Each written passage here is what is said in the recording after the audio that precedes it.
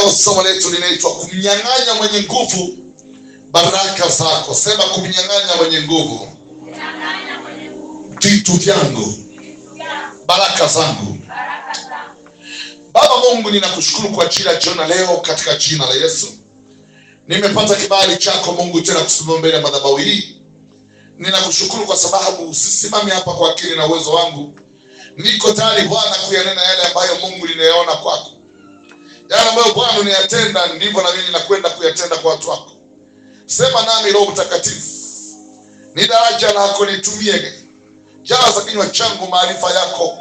Utuponye, utufungue na ukatukomboe kwa utukufu wa jina la Yesu. Ninalibariki neno ninalokwenda kulitamka Bwana. Liende likiwa majibu, likiwa baraka na likileta matokeo kwa maisha yetu katika jina la Yesu. Tuseme amen. Natamani sauti yako tuseme amen. Toa tena sauti pale, amen. Sema kumnyang'anya mwenye nguvu baraka zangu. Haleluya. Tutakuwa na maandiko kadha ambayo tutaangalia na nitakuonyesha namna gani ambavyo ilikuwa ni muhimu jana ujue jinsi ya kujitambua ni kama rungu la Bwana. Jana tuliangalia kwa habari ya wewe ni rungu la Bwana. Tulijifunza kitabu cha Yeremia 51 mstari wa 20. Mungu anasema wewe ni rungu langu. Halafu sio rungu tu, rungu ni moja limetajwa pale. Lakini akasema pia wewe ni silaha zangu za vita. You are my weapons of war. You are my weapons of war. Silaha zangu za vita, sio silaha moja, ni nyingi za vita. Na Mungu akasema kwa wewe nitavunja falme. Kwa wewe nitavunja mamlaka. Kwa wewe nitavunja gari na vita na achukuliwae ndani yake. Na tukaangalia baadhi ya mambo mengi kwa habari ya kujitambua wewe kama rungu la Bwana. Hebu rudia tena nyuma yangu, sema mimi ni rungu la Bwana. Kwa sauti yako inaonyesha bado umepoa tena. Sema mimi ni rungu la Bwana. Na ni silaha za Bwana za vita. Haleluya. Kuna watu wengi wana zile akili za uchanga wa kiroho kwamba wanamsubiri kila kitu Mungu atende, wakati Mungu anatenda kupitia wewe. Haleluya. Unaelewa vizuri eh? Kwa mfano Mungu anasema utaweka mikono juu ya mgonjwa na mgonjwa atapata afya. Wewe unatakiwa kuweka mkono juu ya mgonjwa apate afya. Sasa hutaki kuweka mkono juu ya mgonjwa, halafu unaanza Baba Mungu tenda Baba. Anasema kanuni imepishana. Nimesema weka mkono juu ya mgonjwa na mgonjwa apate nini? Afya. Haleluya. Au amesema pozeni wagonjwa, fufueni wafu, takaseni wenye ukoma, toeni pepo, nyinyi ndio mfanye. Haleluya. Halafu anatokea mtu Baba Mungu nitolee pepo huyu. Baba, pepo anamtesa mtoto wako. Mungu amesema toeni pepo, poza wagonjwa, fufua wafu, takasa wenye ukoma. Manake wewe kuna kitu ameweka ndani yako ukitumie. Ndio anasema mmepata bure, toeni bure. Sema amina kwa jina la Yesu. Na ni vizuri kujitambua ukiwa umeokoka. Jitambue kwenye ulimwengu wa roho wewe ni nani. Kama ambavyo wachawi na wao wanajitambua kwenye ulimwengu wa roho wao ni kina nani. Na wanapojitambua wanajua mamlaka yao na wanajua namna gani watendee mambo yao au kazi zao. Wanajua jinsi ya kuoperate kwa sababu wanajitambua kwenye nafasi zao.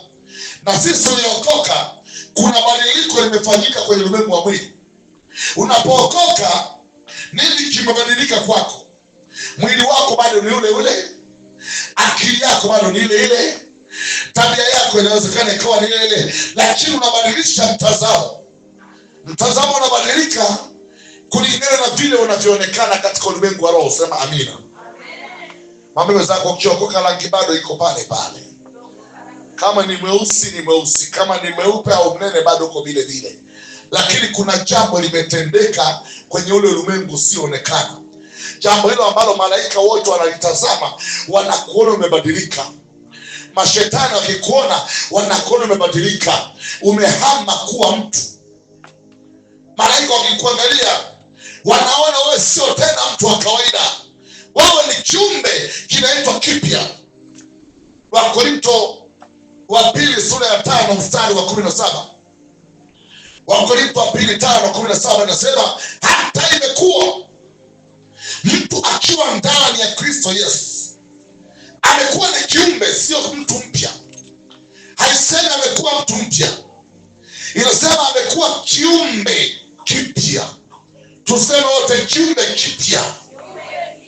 Malaika wakikuangalia hawakuoni mtu mpya, wanakuona kiumbe, kwa sababu kuna namna ambavyo wanaiona roho yako imegeuzwa na kitu fulani. Wanaona kuna uungu ambao umeingia ndani yako. Haleluya, haleluya. Sema unakuwa kiumbe kipya. Wanaweza pe sifa. Biblia haisemi hata imekuwa mtu akiwa ndani ya Kristo Yesu amekuwa mtu mpya. Haisemi mtu mpya, inasema kiumbe.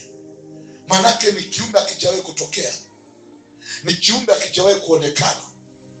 Wewe ni kitu cha ajabu kwenye ulimwengu wa roho, ni mashine, ni mtambo, ni kitu kikubwa kwenye ulimwengu wa roho. Nitakuonesha kwa nini.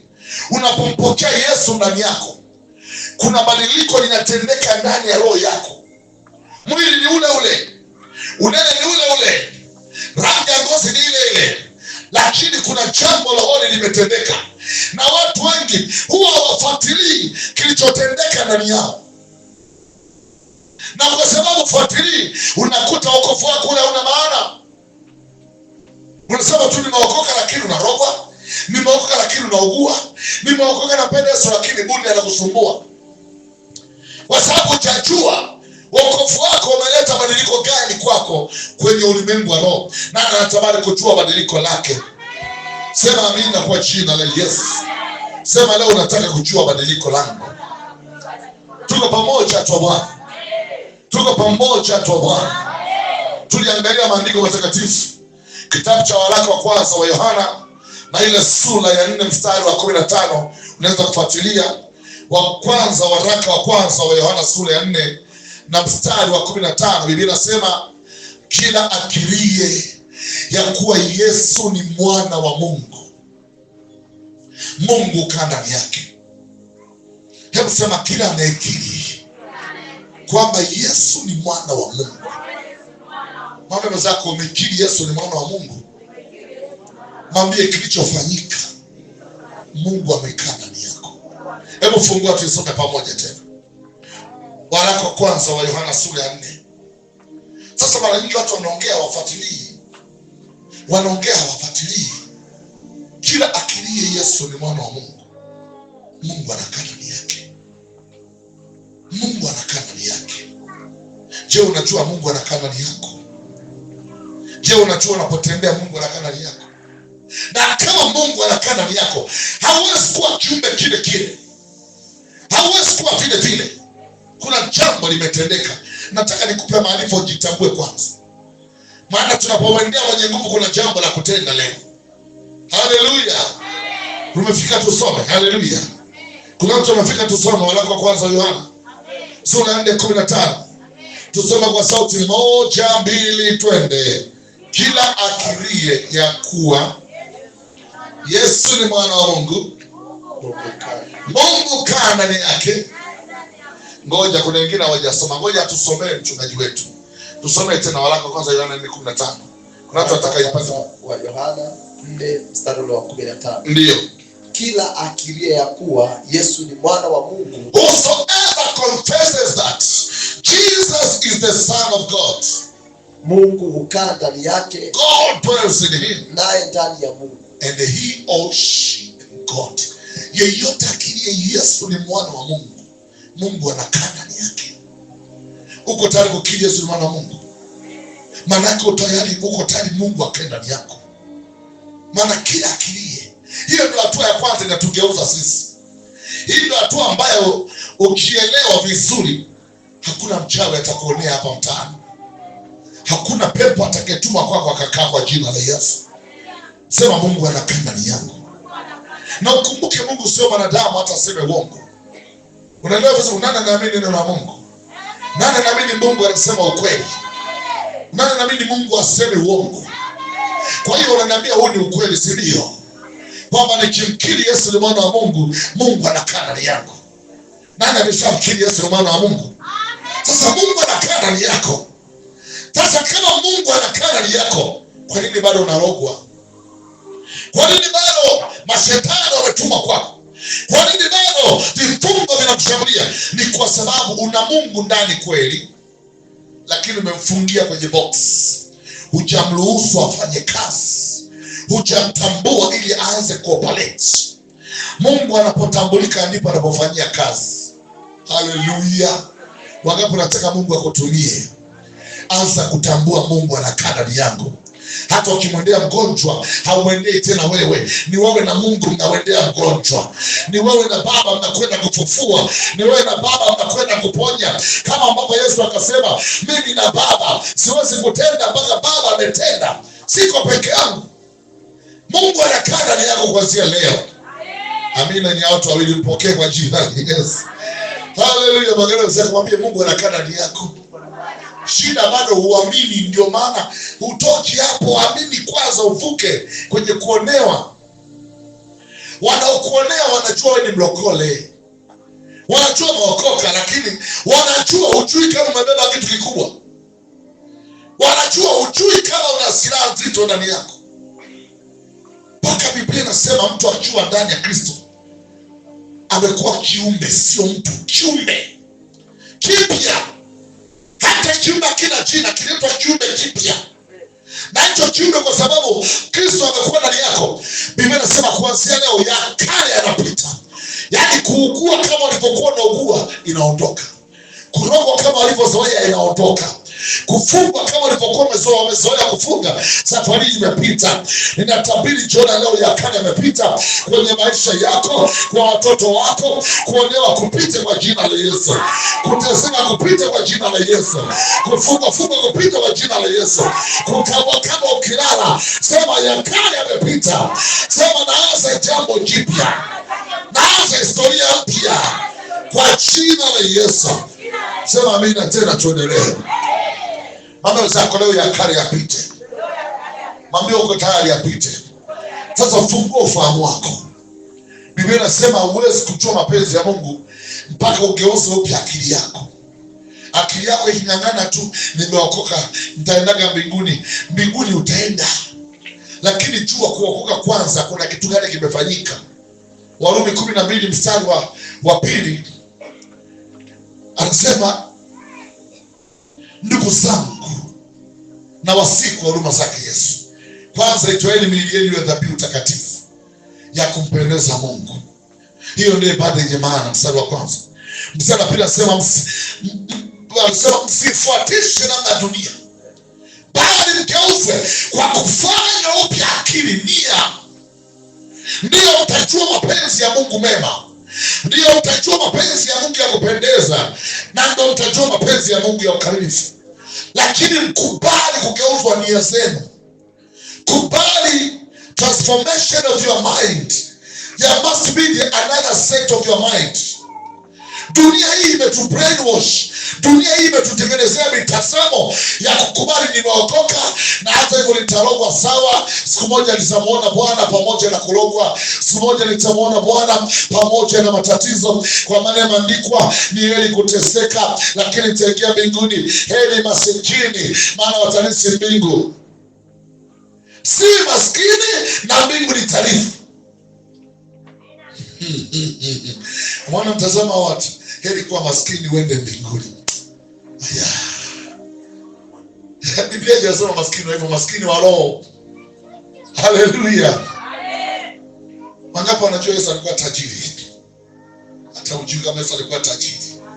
Kwanza Yesu amezaliwa, dhahabu zipo tu. Mamajusi waleta dhahabu. Yaani amezaliwa bado katoto, dhahabu zipo. Wewe umezaliwa na dhahabu zipo au hizi kiunono? Yesu kazaliwa dhahabu zipo tu. Maana perfume ya thamani ipo tu. Hakuhangaika. Tangu ni nani ambaye umezaliwa mzazi wako wakaletewa zawadi ya dhahabu? Yuko hata mmoja aliyezaliwa hapa, kama hujaletewa jina tu la mizimu, bibi amekuja pale na kombe akupulizia mate pwala. Yesu amezaliwa na anaitwa dhahabu. This man was rich. Hata nguo yake siku anakufa, kumbuka amepigwa na majeraha na damu, bado watu wanasema nguo ni ya thamani, tupigane tugawane nguo. Hello. Fuatilia hata waliomzika. Yule bwana wa Sairini Mkristo alikuwa tajiri. Ndio maana alienda kuomba mwili wa Yesu. Tajiri anazikwa na mataifa. Sema nakataa kuwa maskini kwa jina la Yesu. Na roho ya maskini achia maisha ya mtu hapa. Kwa sababu maskini unakupangia chakula, unakupangia cha kuvaa, unakupangia pa kuishi, unakupangia kila kitu. Na ukikaa vibaya maskini unakupangia mpaka wa kuoa. Mta watu wa 250,000 ndio bajeti yangu. Sema nakataa kuwa maskini kwa jina la Yesu. Anayekataa pamoja na mimi aseme amina. Sema nakataa kwa jina la Yesu. Nataka ugeuzwe upya nia yako, geuzwe upya mtazamo. Siku ulipompokea Yesu umegeuka kuwa kiumbe, rohoni wanakuona ni kiumbe kipya, kiumbe ambacho ya kale yamepita, magonjwa yamepita, balaa zimeachia, lakini shida inabaki kwako uliyookoka. Bado unajiona huko vile vile.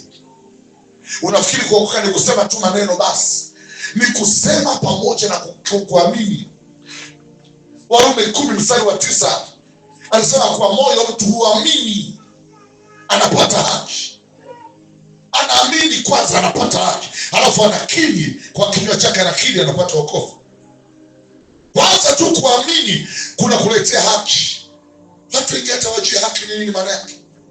Haki ni kustahilishwa mahali ambapo ukustahili. Unapewa kwamba umestahili. Wakati wote wanakataa, hapana, alikuwa anaturoga. Mungu anasema nimempa, anastahili kuwa mwanangu. Haleluya. Umepewa haki bure kwa njia ya neema. Sema kwa jina la Yesu. Hata imekuwa nikiwa ndani ya Kristo Yesu, mimi ni kiumbe kingine. Mimi sio yule tena. Mwambie nikiokoka sasa hivi hapa na geuzwa rohoni, na kuwa sio mtu mpya, na kuwa kiumbe kwenye ulimwengu wa roho. Ndio maana Biblia inasema anawageuza watumishi wake kuwa miali ya moto. Ulikuwa unaonekana kawaida, watu wakikuangalia kwenye rada zao za kichawi wanakuona kawaida. Safari ukiokoka ni mwali wa moto. Wanaona ni moto limekaa pale linasema amina. Kiumbe kipya. Haleluya. Haleluya. Aliyepo Yesu maisha yake, punga mikono namna hii. Na ndio maana wana hasara wasiomkubali Yesu. Wana hasara ziko nyingi.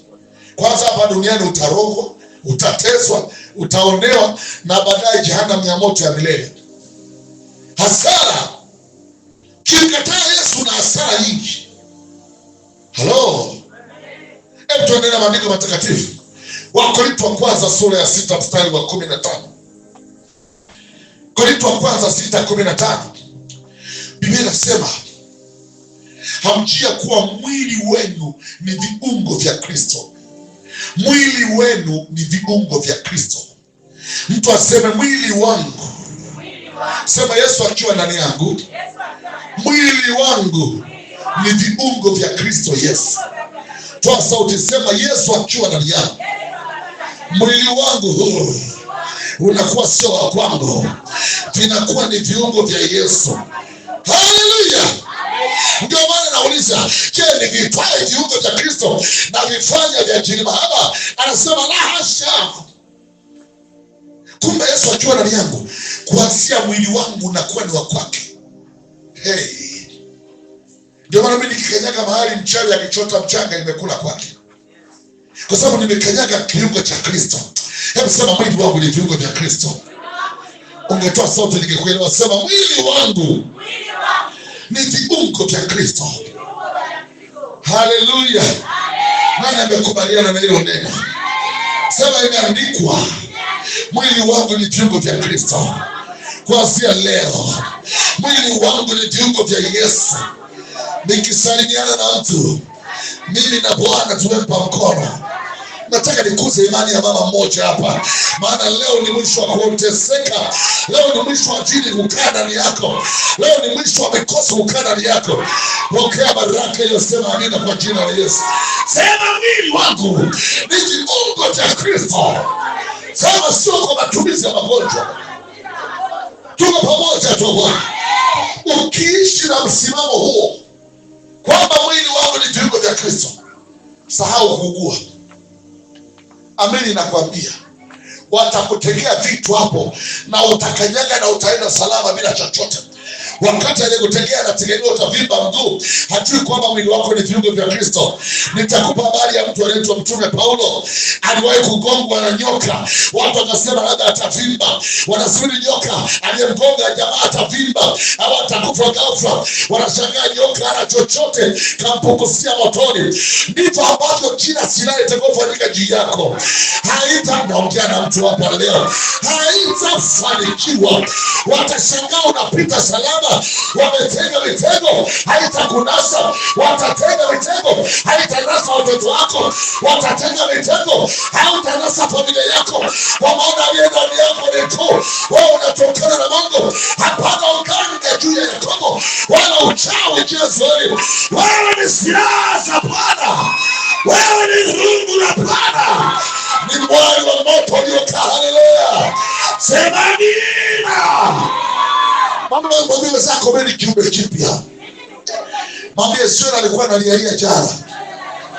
Sera alikuwa anaogopa nyao. Mwambie sio huyu tena. Huyu ukilia nyao mnamalizana. Kuna mtu amenielewa hapa? Mwambie huyu sio wa jana. Mwambie huyu si alikuwa anaogopa nyao. Sasa hivi haogopi nyao. Wewe je, unajiuliza nyao anakuuliza kwanza umechagua umbo zuri? Tukufungie kwenye hilo umbo. Huyu ni mtu amejaa mamlaka. Bwana msape sifa. Kuna wakati ukiwa ujue mamlaka yako. Ujue mamlaka. Haleluya. Watu wa Mungu tunaonewa sana na tumeokoka. Tunateseka sana na watu tumeokoka, haiwezekani. Tufikie hatua tujue nafasi zetu katika Kristo. Wewe ni nani katika Bwana? Inawezekanaje mtu anakaa mahali anatengeneza uchawi, anatuma jini na kuingia tumbo linavimba. Alafu nasema nina Yesu, nimeokoka. Leo nataka mtu abadilishe nia yake. Wewe ni lungu la Bwana. Wewe ni silaha za Bwana za vita. Mungu anataka ubomoe falme za giza kwa kutumia wewe. Kwa wewe atavunja falme. Kwa wewe atavunja mamlaka. Sema mimi ni lungu la Bwana. Sema kwa mimi. Sema Mungu anataka kupiga. Ananitumia mimi kama lungu lake. Haleluya. Sasa amina kama tuko pamoja. Na ndio maana unaposema piga kwa jina la Yesu, hapo ni Mungu kapiga. Miaka fulani mchawi mmoja nikamwona anachungulia kwenye dirisha langu, nimelala lakini namuona mtu anachungulia hivi. Alafu anatoka. Ndotoni nikasema ndotoni ninakupiga kwa kombeo la Daudi kwenye kichwa, kwa jina la Yesu. Nikamwona msema akakimbia ndotoni. Kesho yake nikaitwa kwa mwenyekiti wa mtaa. Ilikuwa Morogoro. Mama huyu amekuja kushtaki. Anasema ulimuona. Nilimuona wapi? Tulimuona wapi? Nikamwambia ndio mwenyekiti, tumeonana na huyu mama, lakini tumeonana ndotoni. Anasema ndio umemuona, lakini sasa anasema umemsababishia matatizo ulipomuona. Huyu mama ameamka, nundu imevimba hapa, nundu imevimba kama mapela. Nikasema na leo akija tena atamuona, kitaeleweka. Wewe ni nundu la Bwana. Ukipiga Bwana amepiga, uking'oa Bwana ameng'oa. Ndio maana anasema tazama nimetia maneno yangu kinywani mwako, nimekuweka leo juu ya falme, juu ya mamlaka, ili kung'oa, kubomoa, kuharibu, kuangamiza. Yuko tayari mtu mmoja hapa apokee hiyo mamlaka. Pokea! kwa jina la Yesu. Sema fire. Sema niking'oa ni Bwana ameng'oa. Sema nikibomoa ni Bwana amebomoa. Watu wengi hawajui. Nikwambie kitu. Na mtu mmoja anaitwa Yoshua, wakati anakwenda nchi ya ahadi, anapita Yeriko. Yeriko ilikuwa ni mji uliowasumbua Waisraeli, hawatasahau. Ule mji uliwatesa. Kila siku wanatakiwa wazunguke mji mzima kila siku ili waweze kuangusha. Hebu niambie, hayo mateso ya kuangusha hiyo ngome, kama leo tuambe na Mungu tuangushe ngome fulani, tuzunguke Arusha yote kila siku, mimi nakwambia kuna watu wangemchenga kama Yesu ndiye angekuwa anasimamia. Yesu samani, unakuta mtu ashatangulia na bodaboda alishapita na bodaboda yake na bajaji, ilikuwa kwa miguu. Na siku ya 7 Bwana akasema watauzunguka mara 7. Siku ya 7 mji mzima mara 7. Baada ya hapo akasema mtapiga kelele. Wakapiga kelele, ukuta ukadondoka uliwatesa. Yoshua akaona mateso aliyoyapitia kuangusha ukuta. Yoshua akasema alaaniwa atakaojenga tena Yeriko. Atalaaniwa kwa kufiwa na mwanae mkubwa akiweka misingi, na atafiwa na mwanae mdogo akiweka makomeo. Akaulaani ule mji na Yeriko yote ikapigwa. Akibomoa ni Bwana amebomoa. Ndio Yeriko ambayo ilikuwa inatolewa mifano na Yesu kama mji wa ajabu sana. Yeriko ile kajaa wanyang'anyi, unaelewa wanyang'anyi? Kina Zakayo mtoza ushuru. Yeriko ilijaa ombaomba, akina Batimayo mwana wa Timayo. Yeriko ilijaa wanyang'anyi. Yesu anasema mtu mmoja alishuka kutoka Yerusalemu anakwenda Yeriko, akutana wanyang'anyi wa Yeriko, wakampiga tia jeraha, wakamwacha karibu ya kufa. Halafu pakawa na askofu anapanda kutoka Yeriko anakwenda Yerusalemu. Askofu wa Yeriko na akaona hapa askofu wa Yeriko na akapita. Msamaria mwema. Haleluya. Sema fire.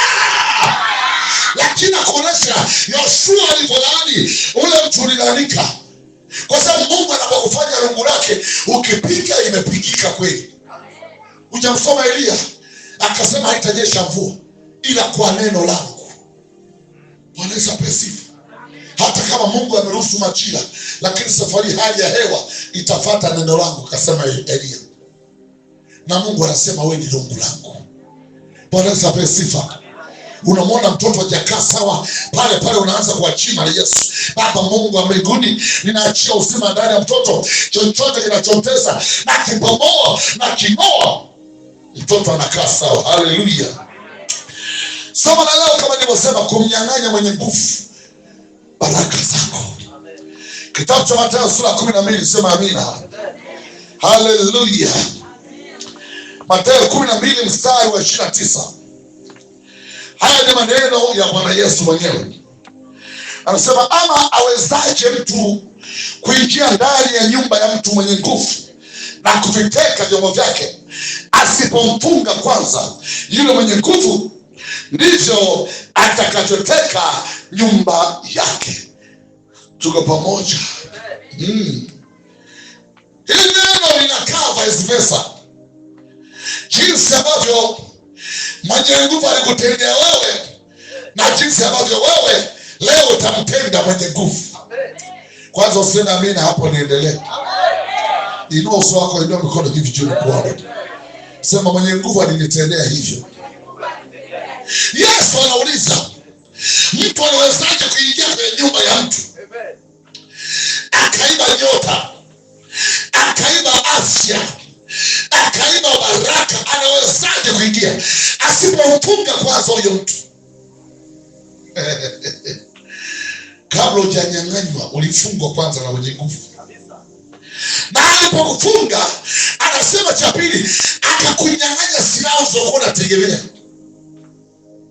Mwenye nguvu anachua uje yake ni maombi, ili tumnyang'anye uponyaji, tumnyang'anye afya, tumnyang'anye kazi, tumharibie maisha. Lazima kwanza tumfunge, halafu tumnyang'anye silaha anayoitegemea. na silaha wanaotegemea wanajua ni maombi. Kwa hiyo tukate juu ya kuomba. Ule muda wa kwenda kanisani tutengeneze jambo au bize.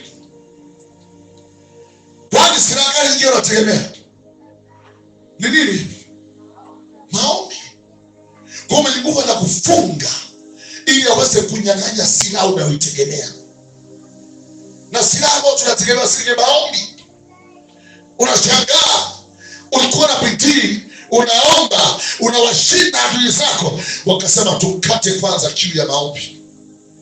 Huwa ninaposoma habari za Samsoni huwa nakasirika sana. Imagine eti mtu anakuja anakuambia, eti mchungaji anakuambia hivi ninawezaje nikufunge ili nikutese? Hivi ni swali kweli mtu anakuuliza hivyo? Unawezaje kufungwa ili nikutese? Sema fire! Dalila anamuuliza Samson, hebu niambie, namna gani naweza kufunga nikutese? Naweza kufunga na kama hujateswa unafungwa kwanza na mwenye nguvu. Na jamani nasema ukitaka kuninyosha kwanza mimi ninasema kwanza mimi sio kama wanadamu wengine. Mungu akiwa ndani yako sio mwingine. Ndio watu wa kiumbe kipya. Haleluya. Wewe sio kama watu wengine. Ndio tunaweza kufanana rangi, uso wa Tanzania, lakini tukija kwa habari ya mambo ya rohoni hatufanani. Wewe ni chombo cha Bwana. Wewe ni hekalu la Mungu aliye ndani yako. Wewe ni makazi ya Bwana, au wewe ni sanduku la agano la Mungu linalotembea. Ni mahali uliyobeba Bwana. Mungu anakaa ndani yako. Sema amina, amina. Sema ndani yangu anakaa Mungu. Kwa hiyo mimi sio kawaida na wengine. Tuko pamoja. Kwa jabari kamwambia kabisa Dalila, mimi sio kama wengine. Ila wakitaka kunifanya niwe wa kawaida, cha kwanza kata nywele. Haleluya. Sema ondoa nywele. Nywele lilikuwa ndio agano kati yake na Mungu. Nitenganishe kati yangu na Bwana. Hata mkataba nitenganishe na Yesu. Ameweza kwa nywele zilishakatwa. Ndio maana kuna watu wamebakiza, baba tuombee sisi wakosefu. Mpaka lini? Rudisha nywele zote kwa jina la Yesu. Rudisha uhusiano wako na Bwana. Haleluya. Sema narudisha agano langu na Yesu. Nitasonga mbele kwenye maombi. Nitasonga mbele kwenye ibada. Aliye tayari kusonga mbele nyosha mikono. Sema nitakasa mwendo kwa jina la Yesu. Sema amina. Nakwambia shetani akikukata nywele amekata agano kati yako na Mungu. Akasema cha kwanza hicho tumekuelewa. Cha pili, mkinitoboa macho ili nisione hata mlango wa kanisa, hata Biblia nisisome, nibakize tu masikio ya kusikiza umbea, ila macho nisione. Kata nywele na kitu kibaya sana. Ndio akasema hiyo tu haina shida. Akasema nyoa nywele hizo. Wakatoboa na macho. Ambe mzako, kuna watu wametobolewa macho. Hata mlango wa kanisa haoni tena siku hizi. Hata Biblia hasomi tena. Anaweza kukaa na angalia TV nusu saa, saa nzima. Au ana chat na simu masaa kibao. Na anacheka. Jamani. Haleluya. Haleluya. Anafungua saa moja ushindwe. Akishika Biblia anaanza kitabu cha Waebrania sura ya imeshaombi. Na anaanza tena anataka kufanya maombi. Baba Mungu katika jina la hapa kuna Mungu, acha niombee kitandani.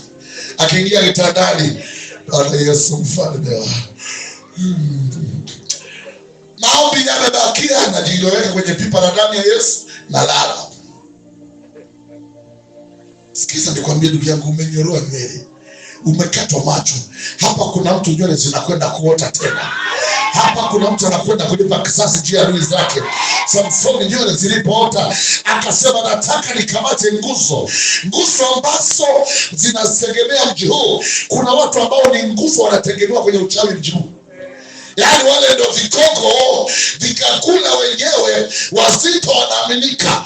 Wale ndio nguzo tunakwenda kuwadondosha na watu wao. Sema fire! Sema mimi ni fungu la Bwana. Nakuona umeshakuwa kiumbe kipya. Jipigie makofi, umeshakuwa kiumbe kipya. Wewe sio yule tena. Haleluya. Sema kuogopa nyawa. Haleluya, sio kuogopa bundi. Tuko pamoja. Unaogopa nyau. Nyau. Na yeye likiona na wote wana akili, wanajua hawawezi kukuroga mpaka wakupandisha hofu. Na wanasoma centigrade za hofu inapopanda. Nyau. Shimo moto. Nyau. Shimo moto. Salamu Maria, mjanema. Nyau. Mama nakufa. Nyau. Halo mchungaji. Baba. Nyau. Mwisho mama wewe. Wanaona hofu imeshakamilika, wanapiga usingizi, wanakunyongelea bado, wanakulisha menyao. Sema nakataa. Unajua Biblia inasemaje? Kitabu cha Wakorintho wa kwanza sura ya 6 na ule mstari wa 13. Sura ya 3:19. Wakorintho wa kwanza 3:16 hadi 17. Wakorintho wa kwanza 3:16-17 inasema hivi: au haujia kuwa ninyi mmekuwa hekalu la Mungu? Yaani maana yake ni nyumba ambayo Mungu anakaa ndani. Yaani wewe ni nyumba ambayo Mungu anakaa ndani. Na anasema Roho wa Mungu pia anakaa ndani yenu. Halafu anasema kama mtu akiliharibu hekalu la Mungu, Mungu atamharibu mtu huyo. Kwa maana hekalu la Mungu ni takatifu, ambalo ndilo ninyi. Kwa hiyo wewe bado unapotembea ni jengo, ni kanisa la Mungu linatembea. Ila wewe unajiona wa kawaida. Rohoni wewe ni hekalu, ni nyumba iliyobeba Mungu. Sema mimi ni hekalu la Mungu. Hili neno huwa nikilisema, ndio maana akisikia wakati mwingine vinanda vinaimba ndani. Kwa sababu kanisani ndio kuna nyimbo. Naanza kusikia kwa nyimbo ya kuabudu. Wewe ni hekalu la Mungu. Roho Mungu anakaa ndani yako. Mungu amesema kama kuna mtu ataliharibu hekalu lake, mwenye hekalu ndio atashughulika nao. Ndio maana Yesu alipoingia kwenye hekalu akakuta wanauza njiwa, wanabadilishana fedha, akatengeneza kikoto cha kamba, akawapiga waliokuwa hekaluni. Alipokuwa anawapiga, anasema nyumba yangu ni nyumba ya sala, sio pango la wanyang'anyi. Leo moto ule tena unakuja. Yesu yule tena yuko hapa. Leo tunapiga waliokaa ndani yako. Nyumba yako ni nyumba ya sala, mwili wako ni nyumba ya maombi. Sio pango la magonjwa, sio pango la mashetani.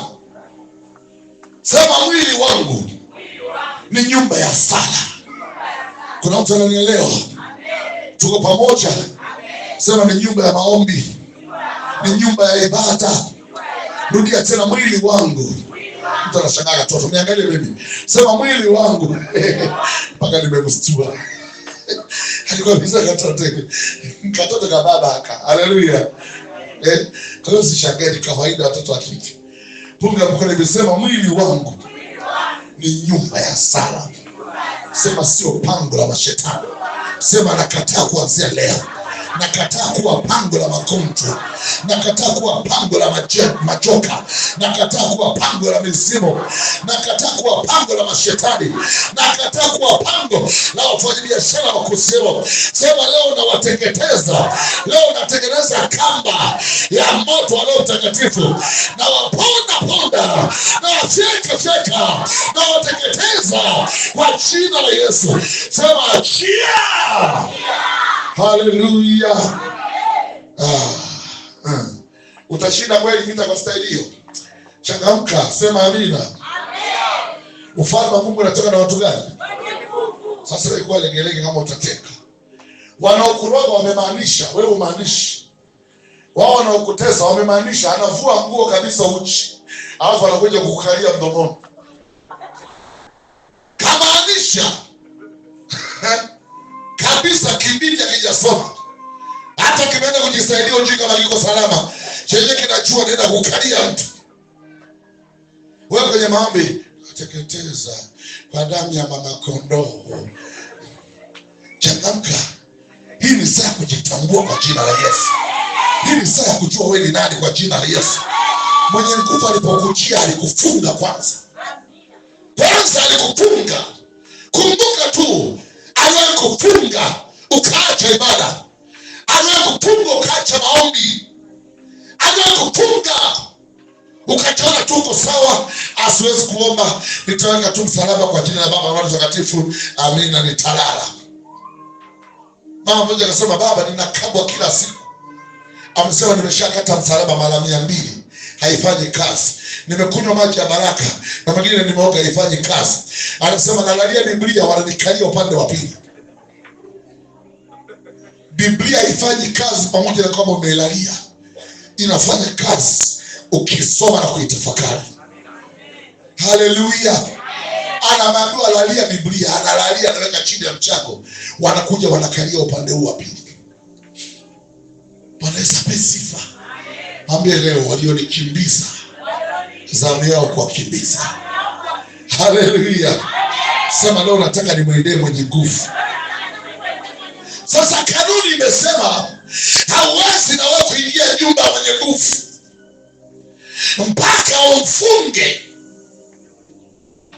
umshinde, halafu mnyang'anye kila silaha ulitegemea, ndipo uchukue vitu vyako alivyoviteka.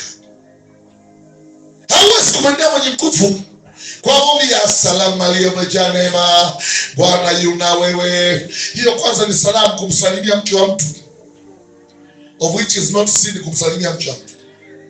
Haleluya. Unanishangaa na amekwambia ni sala, wakati mwenyewe aliyesalimiwa akasema ni salamu. Hujasoma vizuri? Soma kitabu cha Luka 19. Luka 16. Mariamu akamuuliza Gabrieli, salamu hii ni ya namna gani? Kumbe ilikuwa salamu. Ilikuwa salamu wewe. Ilikuwa sala au salamu? Ilikuwa salamu. Kama bana salamu ndugu yangu, kwa Mungu amekupendelea. Kwa kweli umejaa neema kuliko watu wote. Eti tayari hiyo ni maombi. Ni salamu. Mwenye aliambiwa ile salamu atuambie ni salamu. Kama ungangana ni sala, shauri lako. Haifanyi kazi. Tunamwendea mwenye nguvu. Tunamwendea kwa jina la Yesu. Hatumwendei kwa salamu. Haleluya. Sema hatumwendei kwa salamu. Kuna watu wameloweka kwa Mama Maria hapa, mpaka wakiniangalia ananikata jicho moja la pembeni. Anasema ameanza kumsema mama, shauri lako. Kwa sababu humjui hata Bikira Maria wewe. Kwanza hujamjua. Mimi ninampenda sana ile kwa sababu ni dada yangu kwenye utumishi wa Bwana. Ni mtenda kazi mwenzangu, unaelewa hiyo? Anasema yeye, akamwambia kwa maana mimi ni mjakazi wa Bwana na iwe kwangu kama ulivyosema. Kwa hiyo na mimi ni mtendakazi wa Bwana, kwa ni ndugu yangu ni partner katika ufalme wa Bwana. She is my sister, I'm telling you. Hello.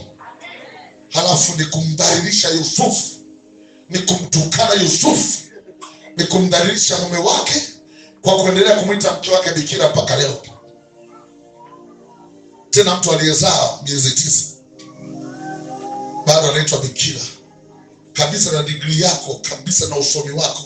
Mtu aliyezaa miezi 9 bado ni bikira. Mungu amekusamehe bure. Okay, basi kama alizaa kwa Roho Mtakatifu, hata alitunga mimba alafu ikapasuka yenyewe, sawa. Lakini kama alizaa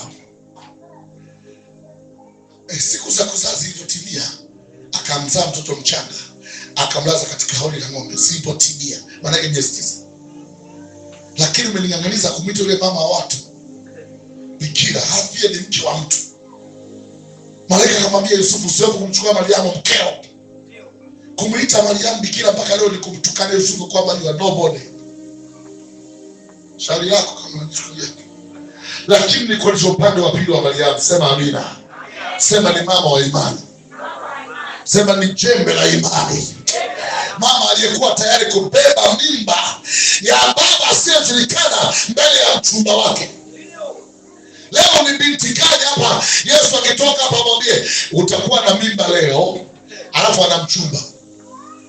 Na anasema kuolewa kugumu, baba tafuta mwingine.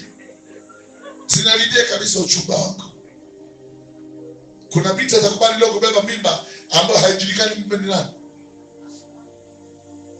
Bikira Maria ni shujaa. Haleluya. Anabeba mimba ambayo kuitolea maelezo ni ngumu. Maria anasema jamani, kuna malaika alikuja, malaika akaniambia tabeba mimba. Sawa. Unaambiwa wote waliotokewa na malaika walikuwa na waume zao. Sawa, malaika alimtokea Manoa, alikuwa na mke wake. Sasa wewe vipi? Alikuja sawa, malaika alimtokea Zakaria, ana mke wake Elizabeth. Wewe hii vipi? Hakuna, usituambie hivyo. Tuambie umechepuka wapi na una mchumba anajulikana. Mariamu anatoa maelezo watu waelewi. Maana wote waliotokewa na malaika wana waume zao. Haijawahi kutokea mtu kanatoa uchumba kuzaa na malaika hapo ana mume wake. Hana mume. Kwa Mariamu anashindwa kujieleza, lakini kwa ajili ya Bwana yuko tayari kuvunja mapenzi yake. Acha watu waseme nimheshimishe Bwana, acha watu watukane lakini namtii Mungu, acha watu waongee lakini namtii Bwana. Wataniita kahaba kwa ajili ya Bwana, watanidharau lakini kwa ajili ya Bwana. Wataona mimi kahaba, wataona maraya muhuni, lakini kwa ajili ya Bwana sawa. Pigia makofi Bikira Maria, Bikira Maria tena.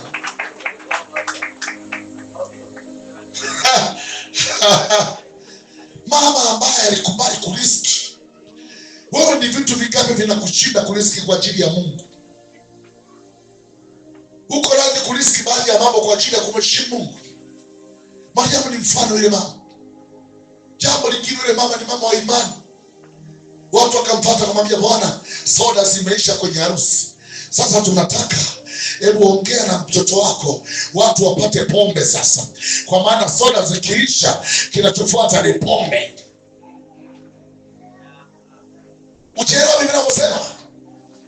Kwenye harusi ya Kana ya Galilaya, Yohana sura ya 2 alipokaribishwa, watu akasema Yesu alijua lengo lao. Yesu akasema cha kwanza, kuna mamitungi ya kunawia kule, mabarasi 6, jazeni maji. Mabarasi 6, jazeni maji. Wakasomba ndoo, jaza mabarasi. Cha pili, choteni mpelekeni MC. Aanze nayo MC kuyanywa. Maana nasema wakampelekea MC wa sherehe, wasimwambie ilikotoka. Haleluya. Ndio maana niliwahi kuambia watu hapa siku moja, Yesu alikuwa anatufundisha jambo pale, kwamba vile vyombo vilivyodharauliwa vinaweza kutoa divai njema. Wale watu wanaonekana wana maana, wanaweza kutoa jambo ambalo watu wakanywa divai yako wakasema hakika huyu ana Mungu. Upako leo hapa unatisha. Bwana akutumie kwa jina la Yesu.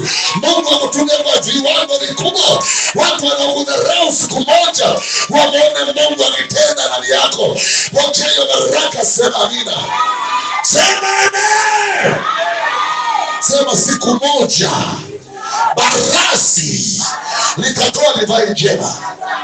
Anaamini asema amina. Iko siku tuacho waseme kwenye familia, amekuwa mlokole, amekuwa mjinga, iko siku barasi litatoa divai. Watakusanyana wote, watasema I say bila huyu sijui ningekuwa wapi. Bwana akupandishe viwango kwa jina la Yesu. Lakini wakati wanamwendea Bikira Maria, yule mama akamwambia Bwana, anamwambia mwanangu, wamekuja wanataka divai. Yesu akamkemea mama yake, akamwambia tuna nini mimi na wewe? Mimi ni Mungu, wewe ni mwanadamu. Kwa nini watu waanzie kwako? Kanuni inasema mimi ndimi njia ya kweli na uzima. Mtu haendi kwa Baba apitie kwangu. Kwa nini apitie kwako? Tuna nini mimi na wewe? How can you share the glory? I am God. You still the human being. We can never at all share the glory. What are we partakers with? Tunashirikiana mimi na wewe kitu gani? Baba akawaambia wale watu.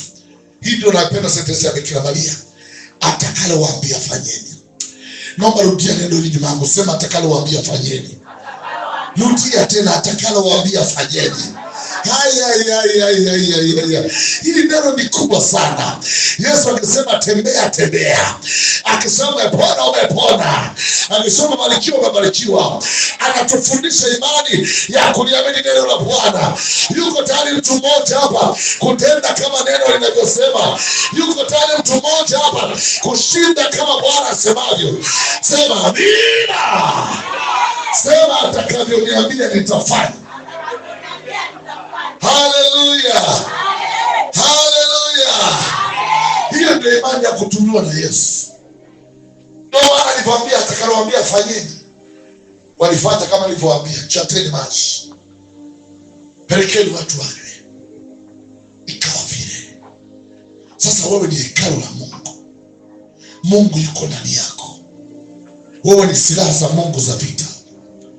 Siku ya leo nataka tumwendee mwenye nguvu, lakini huwezi kumwendea mwenye nguvu pasipo kumshinda. Unasema mwenye nguvu kuliko yeye. Tuko pamoja? Huyu mwenye nguvu yupo kwenye ulimwengu. Alo, sema amina. Sema amina tena.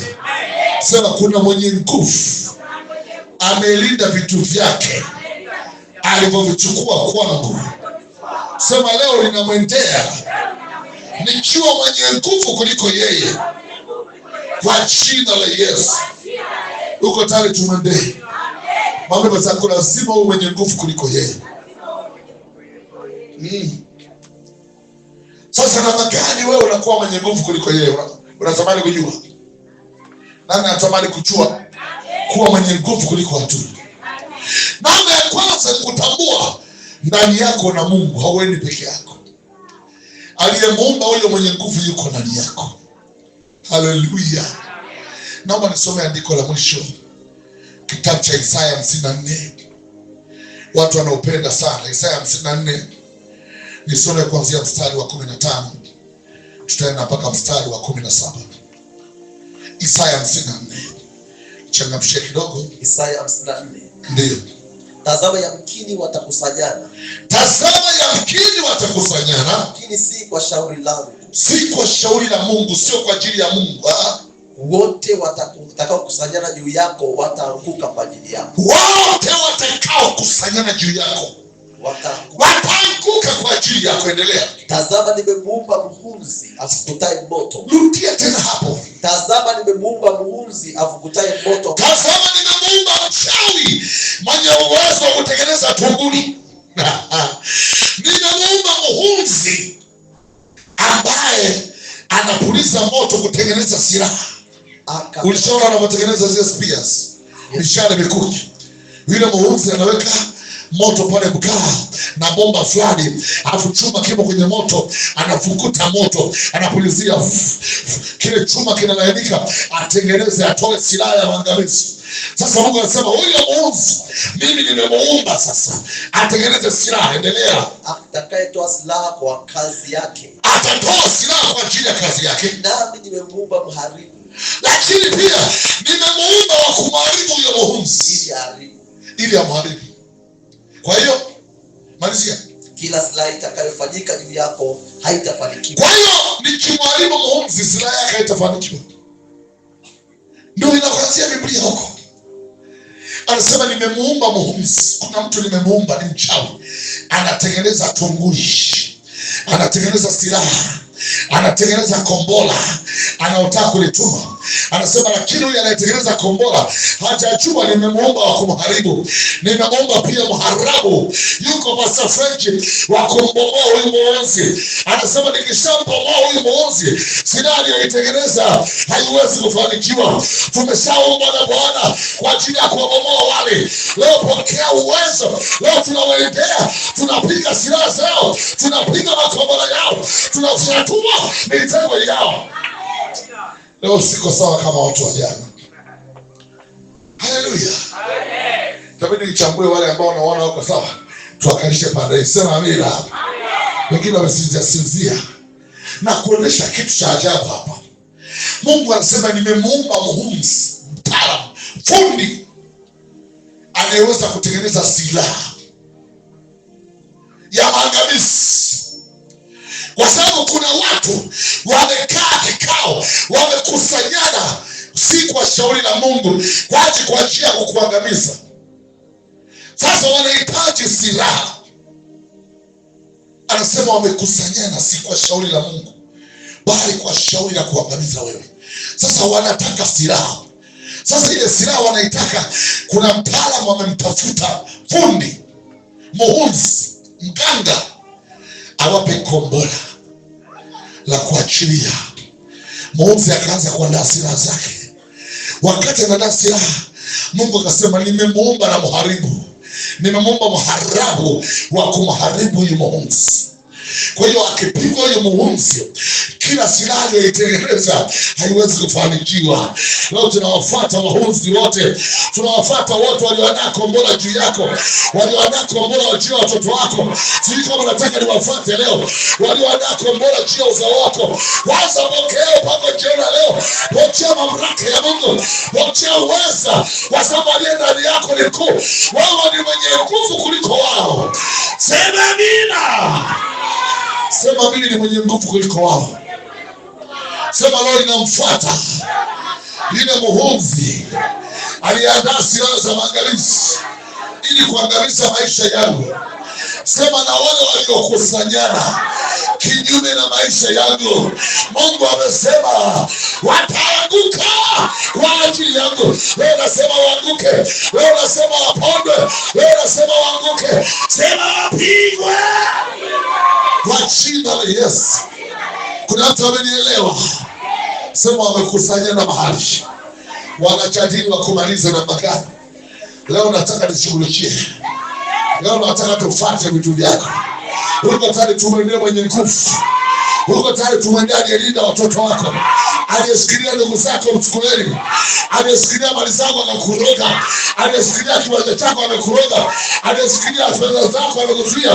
Leo tunamwendea. Nani uko tayari tumwendee? Nataka niachie neema juu yako, nataka niachie neema Mungu. Simama, sema fire. Sema kwa jina la Yesu. Sema ninakuja. Ile nyumba yangu pandisha. Sema ninakuja. Magari sasa kumwambia ninakuja sasa. Mwambie ni saa ya kumfuata. Ni saa ya kumfuata muhunzi. Kwa jina la Yesu. Sema ninakuja kwa damu na kondoo. Kila aliyekalia baraka zako, kila mwenye nguvu aliyekalia baraka zako, aliyekalia ushindi wako, ninakuja kwa jina la Yesu.